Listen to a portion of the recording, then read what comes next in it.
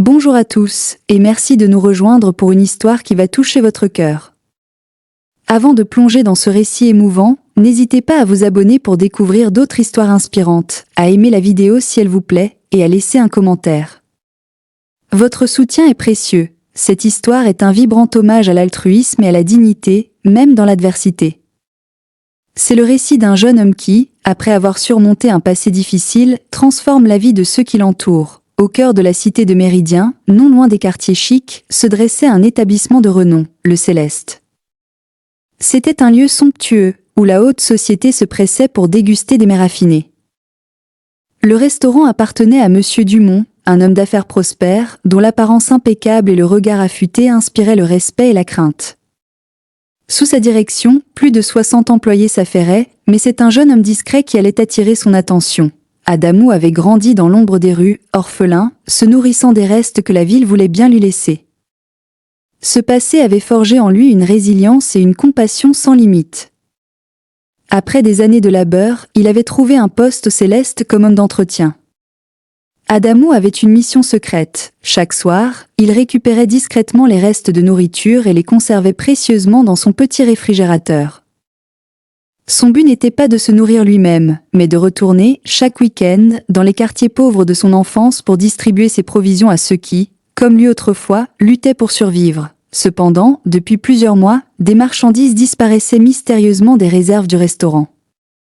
L'affaire prenait de l'ampleur et la tension montait parmi le personnel. Les regards commençaient à se tourner vers Adamou.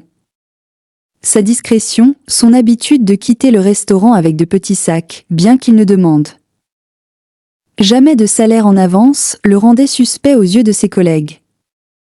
Sous la pression de ses employés, Monsieur Dumont fut contraint de le convoquer. « Adamou, » commença Monsieur Dumont, la voix tendue. « Depuis des mois, nous faisons face à des vols. Des employés vous ont vu quitter discrètement le restaurant avec des sacs. » Adamou, le cœur brisé, baissa les yeux. « Monsieur, je ne volais rien.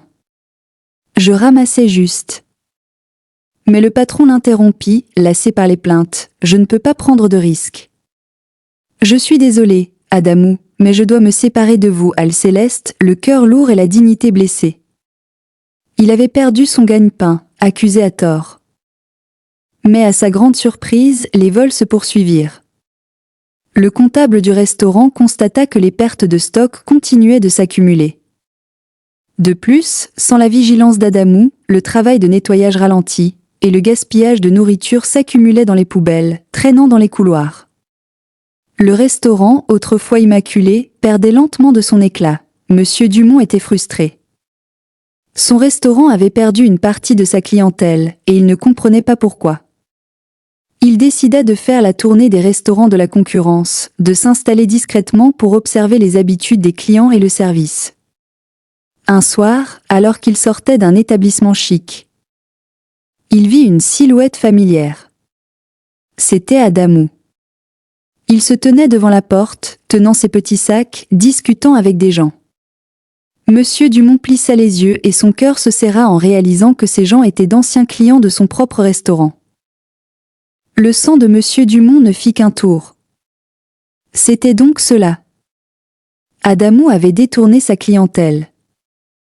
Il était choqué, un mélange de colère et de confusion l'envahissait. Il retourna dans sa voiture, la tête pleine de questions. Que faisait Adamou pour attirer les clients d'un restaurant d'exception? Le lendemain, il décida d'agir. Il ne voulait pas simplement le renvoyer, il voulait comprendre ce qui se passait. Il voulait savoir ce qu'il y avait dans ces sacs suspects qu'Adamou transportait chaque soir. C'est ce soir-là que le patron décida d'attendre Adamou devant le restaurant. Il le vit arriver, les mains vides cette fois.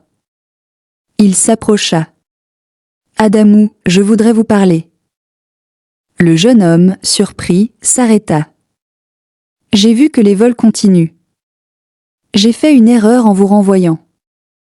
Mais je voudrais comprendre. Où alliez-vous avec ces sacs ? » Adamou, après une hésitation, accepta de le lui montrer. Il prit un bus et, comme la première fois, Monsieur Dumont le suivit. Le trajet mena le patron de restaurant vers des quartiers qu'il n'avait jamais vus, des rues étroites, des maisons délabrées. Il gara sa voiture et continua à pied, se cachant dans l'ombre. Il vit Adamou s'arrêter à chaque coin de rue. Un homme sans domicile fixe, une femme âgée, une autre qui semblait souffrir de troubles mentaux. Chacun recevait un petit sac de nourriture. Puis Adamou s'engouffra dans une ruelle sombre menant à une cabane isolée. Monsieur Dumont le suivit discrètement. À l'intérieur, plusieurs femmes abandonnées avec leurs enfants vivaient, certaines en état de grande détresse. Il vit Adamou leur donner les restes, son visage s'illuminant de compassion tandis que les enfants riaient et que les femmes retrouvaient un peu de dignité. En voyant le sourire de toutes ces personnes, le sang de Monsieur Dumont se glaça. Il comprit la vraie raison de la loyauté de ses anciens clients et des sacs mystérieux d'Adamou. Contre toute attente submergé par l'émotion et la honte, le grand homme d'affaires se sentit soudainement très petit. Il n'avait jamais imaginé qu'une telle générosité puisse exister. Il s'approcha d'Adamou, le cœur lourd. « Adamou, je suis désolé. Je n'ai pas compris. J'ai été aveugle à votre humanité. S'il vous plaît, revenez au restaurant. Je veux réparer mon erreur. » Mais Adamou, blessé, refusa.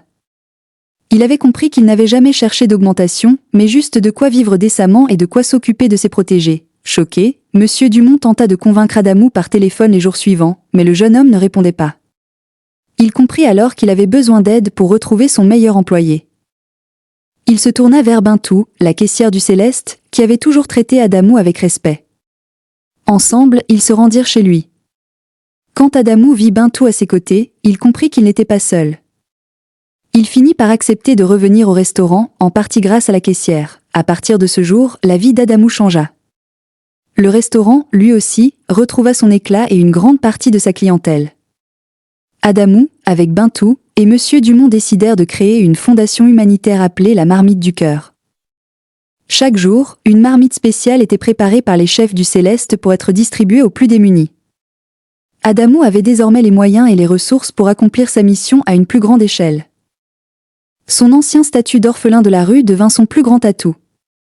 Il fut même honoré publiquement pour son geste humaniste et pour l'espoir qu'il avait redonné à tant de personnes. L'affaire prit un tel écho que le Céleste embaucha plusieurs jeunes qui avaient perdu tout espoir de s'en sortir, leur offrant une seconde chance. 1 an plus tard, à l'occasion de l'anniversaire du Céleste, une grande célébration eut lieu. Sur le podium, Monsieur Dumont, l'air ému, se tenait aux côtés d'Adamou, ovationné par des centaines d'employés et d'invités. Il s'empara du micro, leva les 2 mains d'Adamou, et déclara d'une voix forte et solennelle : « Après des années de labeur, je suis heureux de prendre ma retraite. Mais je ne peux partir qu'après avoir confié la direction à l'homme le plus digne que j'ai jamais connu. Je nomme aujourd'hui Adamou directeur général du Céleste. » La foule explosa de joie, des applaudissements et des acclamations remplirent la salle. Monsieur Dumont et Adamou s'étreignirent chaleureusement. Le vieil homme reconnaissant la leçon de vie qu'il avait reçue. Adamou, les yeux brillants de larmes, serra son mentor dans ses bras, le cœur rempli d'une gratitude immense. Cette histoire n'est pas seulement celle d'une rédemption, mais celle d'un héritage. Monsieur Dumont a compris que la vraie richesse d'un restaurant ne se mesure pas au nombre de clients ou au chiffre d'affaires, mais à l'humanité de ceux qui l'animent. Adamou, l'orphelin des rues, est devenu le gardien de cet esprit, un homme qui a transformé la trahison en fondation, l'humiliation en espoir, et un petit sac de restes en un geste de paix et d'amour pour tous. Sa nomination est un message puissant. La compassion et le respect peuvent briser toutes les barrières et illuminer les vies les plus sombres. Si cette histoire vous a ému et inspiré, n'hésitez pas à la partager pour qu'elle puisse toucher d'autres personnes. Laissez un commentaire pour nous dire ce que vous en avez pensé et, surtout, abonnez-vous pour ne jamais manquer nos prochaines histoires vraies et inspirantes.